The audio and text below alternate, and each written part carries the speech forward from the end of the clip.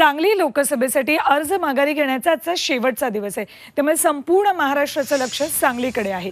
काँग्रेस नेते विशाल पाटील आज अर्ज मागे घेणार की मग बंडखोरी करून अपक्ष लढणार याकडे सगळ्यांचं लक्ष आहे। विशाल पाटलांनी आज अर्ज मागे घेतला नाही तर चंद्रहार पाटलांचं टेन्शन वाढणार आहे।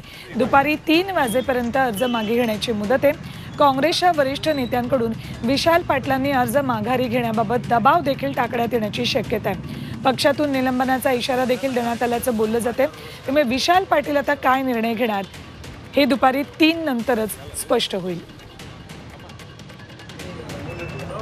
ते सांगलीतल्या या महत्त्वाच्या घडामोडीकडे संपूर्ण राज्याचं लक्ष लागले।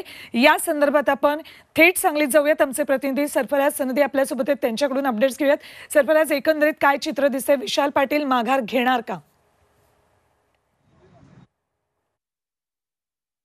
खरं तर अमृत नोनी गॅस्ट्रिन, अपचन, ऍसिडिटी, गॅस ट्रबल ह्यापैकी तुम्हाला कुठलाही गॅस्ट्रिक प्रॉब्लेम झाला, उपाय एकच, अमृत नोनी गॅस्ट्रिन। विकास आघाडीमध्ये सांगलीच्या जागेवरून टोकाचा संघर्ष आपल्याला पाहायला मिळाला।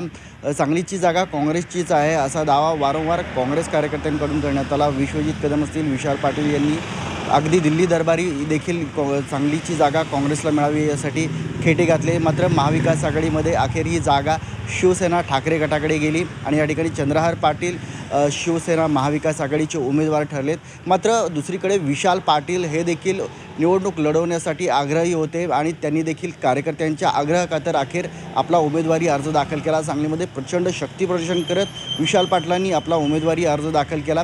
त्यामुळे कुठेतरी महाविकास आघाडीमधलं जे टेन्शन आहे शिवसेना ठाकरे गटाचं किंवा चंद्रहार पाटील यांचं नक्कीच वाढलं होतं आणि चंद्रहार पाटील असतील किंवा संजय राऊत असतील, शिवसेनेमधील जे अनेक नेते आहेत त्याचबरोबर महाविकास आघाडीमधले नेते आहेत यांच्याकडून विशाल पाटलांची उमेदवारी जी आहे ती मागे घेण्यासाठी प्रयत्न देखील केले गेलेले आहेत। आता खरं तर आज अखेरचा दिवस आहे, दुपारी 3 वाजेपर्यंत मुदत आहे आणि विशाल पाटील आपला उमेदवारी अर्ज मागे घेणार का याकडे सगळ्यांचं लक्ष लागून राहिलं आहे। विशाल पाटलांच्यावर खरं तर काँग्रेस नेते असतील वरिष्ठ पातळीवरून अर्ज माघार घेण्याबाबत दबाव देखील टाकण्यात येत असल्याचं आपल्याला बोललं जात आहे। त्याचबरोबर काँग्रेसकडून वरिष्ठ पातळीवरून विशाल पाटलांना मेसेज देखील दिलेला आहे की उमेदवारी अर्ज जर मागे घेतली नाही तर त्यांच्यावर निलंबनाची कारवाई देखील होऊ शकते।